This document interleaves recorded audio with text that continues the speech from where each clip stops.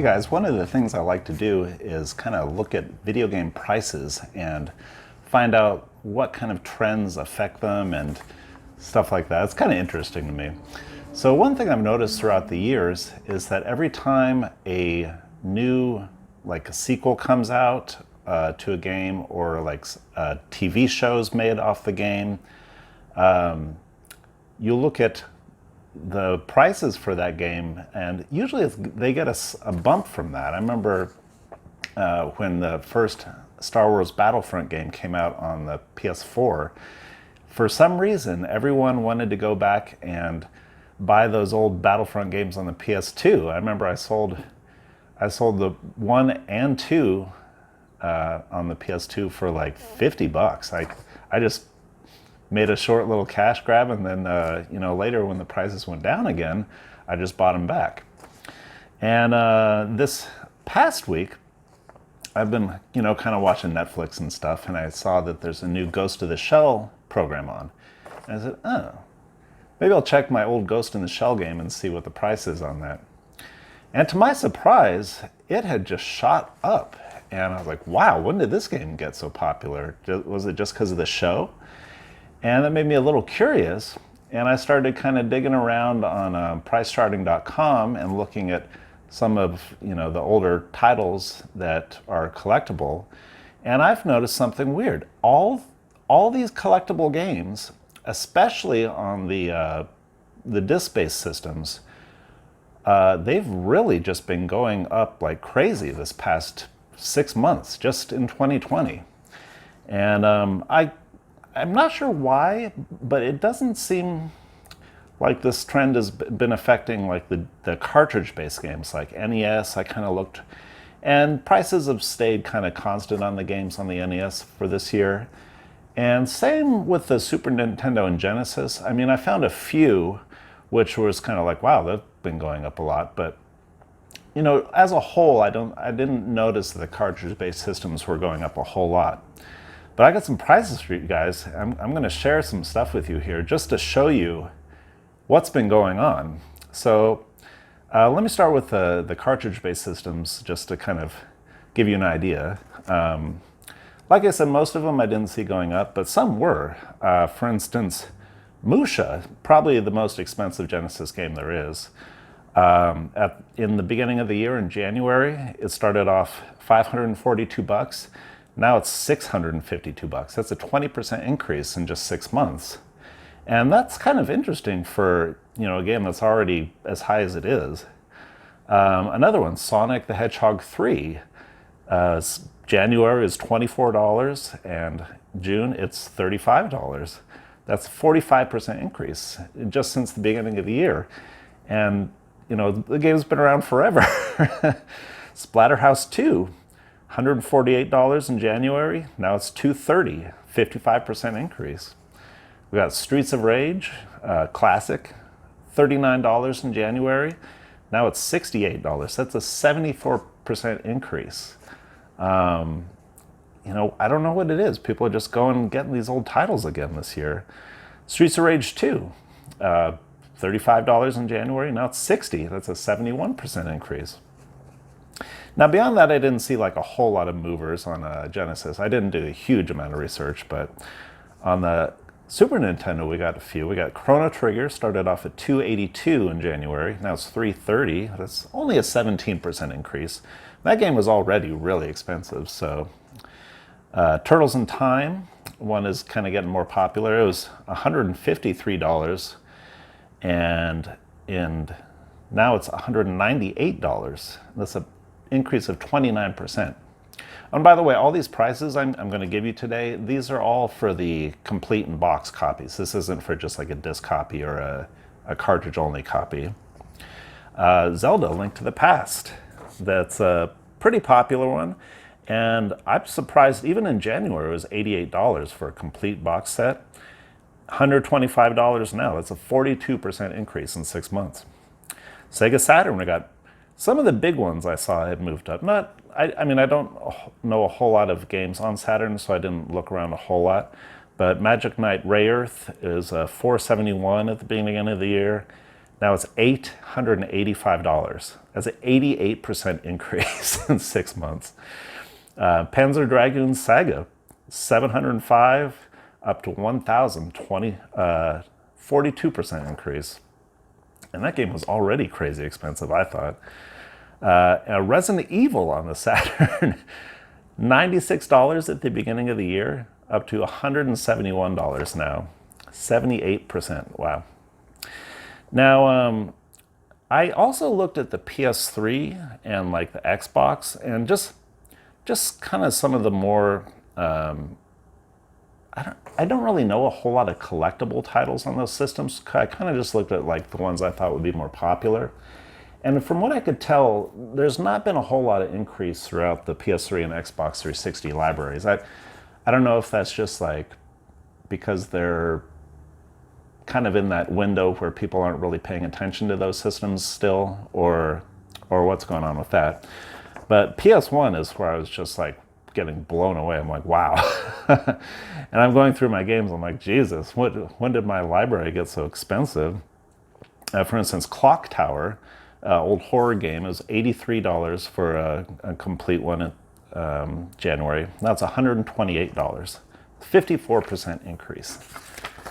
Clock Tower 2, $120 to now $172, 43% increase. Crash Bandicoot, that's such a common title too. Like they made thousands or millions of those copies probably. $18 up to $33. That's an 83% increase for Crash Bandicoot. I mean, what the hell? Now, this was kind of an interesting one. Final Fantasy VII, at the beginning of the year, it was $30. And then they made the remake. And I noticed, like, right then when they made the remake, the game just shot up. Like, I think it was going for like $60, a few months back. Now it's settled down a little. I saw the latest price is $47. But, yeah, I mean, still that's like a 57% increase since the beginning of the year. It's crazy. Galerians, even, a kind of lesser known title. It was $30 in January, now it's $49. 63% increase for a game that probably none of you guys have even heard of. Now, Ghost in the Shell, this is what got me started looking. January 62, now it's $100, a 61% increase. Kadelka, $93, now it's $156, 68% increase. Resident Evil 2, classic, made tons and tons of those copies. It was $26 in January, now it's $40, a 54% increase. Silent Hill, the original Silent Hill on the PS1, $65, now it's $106, man. Suikoden 2, now that's probably one of the highest games on the system. I think it might be. And usually you don't think like the highest game on the system is going to move that much. Beginning of the year it was $170. Now it's going for $276 for a complete copy. That's a 62% increase for Suikoden 2, a game that's been around for years and years and years. Same with Thousand Arms. Now this one was kind of interesting. I saw it in the beginning of the year. It was $76, so I guess it was kind of a little more popular. Then a few months later, I guess it wasn't so hot in people's eyes, so it went down to $54. And just in those 3 months, the game's gone up to $135. I mean, that's a 150% increase in 3 months. I don't get it, man. Xenogears, the original Xenogears, $55 in January, now it's $103. That's 87% increase for Xenogears. And, the PS1, I was kind of like, okay, this, might be understandable just because it is getting to be in that age where, people started noticing it. They're like, oh, okay, that's a retro system now. And, oh man, people my age are getting into the collecting again. And they're like, okay, I want those old games that I had when I was young. So I can understand that. But PS2 and Xbox shocked me. You don't really think of PS2 and Xbox, many people really grabbing. I don't know. But let me read you off some PS2 titles. And keep in mind, these are all for complete copies I'm looking at again. Clock Tower 3, the first one on the PS2. Actually, the last one too. It's $29 in January. Now it's $57. That's a 97% increase, almost doubled in price. Futurama. I know this one had been going up a lot anyway, but it was $101 at the beginning of the year. Now it's $170. That's a huge amount of increase for Futurama. You know, Haunting Ground, another big title, big price title on the system. It was $199. Now it's $302, 52% increase. Kuon, which I don't really know much about. I've never played it. I think I saw it on YouTube. It didn't look very interesting at all. But it's another one of these big priced PS2 games. It was $320 at the beginning of the year. Now it's $500. $500 for a PS2 game. I can't believe it.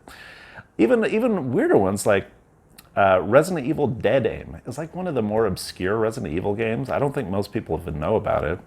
It's $25 in January, now it's $40. That's a 60% increase. Rule of Rose, which is just an insanely priced game anyway. It was $304 in January. Now it's $500, just like Kuon. 64% increase. Just incredible. Silent Hill 2. Now they made tons and tons of these copies too. I think they even have like a greatest hits version for these. And it was $42 in January. Now it's $80. That's a 90% jump in Silent Hill 2, which everyone played back in the day. I don't really get it. Now, actually, these more popular titles, I can kind of see like people wanting to go back and grab them suddenly because, you know, if it's more popular, more people played it and have nostalgia for it, obviously. But we got Silent Hill 3, which only came out on the PS2, not even the Xbox. That was $56. Now it's going for $124. That's a 121% increase in 6 months. You got to see the pattern here, right? Silent Hill 4, $46. Now it's $93. 100% increase. Silent Hill Shattered Memories. The game was also on the Wii.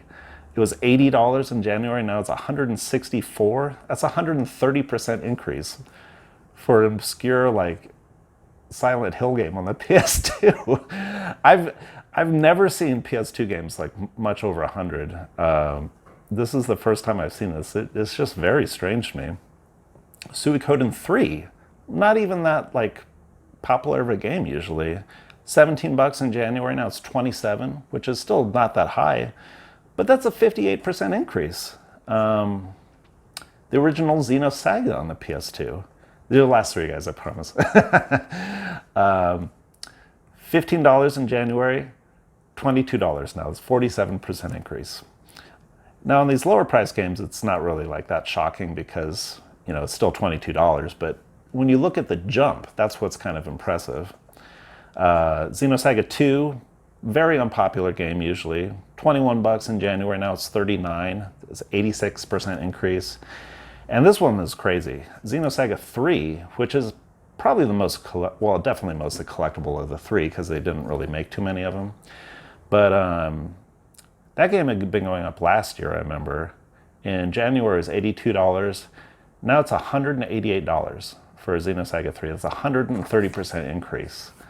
And I just can't believe this. Now, the first thing people are going to say is, well, you know, people are sitting home now. They're not going to work because of the coronavirus and everything, so they're just wanting some old video games to play, right? And, you know, normally I think that, okay, that sounds like a good explanation for things. But, you know, most people don't really like going back and playing older games. Like, if you take the video game playing population as a whole, I mean, most people are wanting to play the newest and latest on the most recent consoles and stuff, right? They're not. I mean, us retro game collectors, we're a little different than most game players, I think. But it's so shocking to me that people are suddenly going back and just going crazy for these PS1 games and PS2 games. It's very crazy. So I'd be interested to know, just, you know, if you guys have any ideas what's going on with this, you know, let me know in the comments. I'm very curious to know what you guys think about why this is happening. So anyways, I'll see you next time.